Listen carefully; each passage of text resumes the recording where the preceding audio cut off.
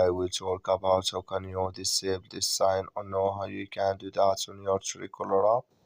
So you just follow these ways, then it's going to work with you. So all you have to do, you just go here, you go above your photo profile, click on it here. So then it's going to take you to your profile, it's going to show for you like this. Then all you have to do now, you just go here above this sign, click on it.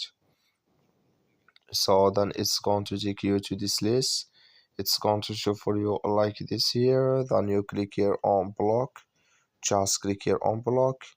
Then you come to next step here, it's going to show for you like this here.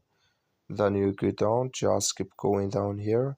You come here to numbers not in Phonebook, click in this sign or this color.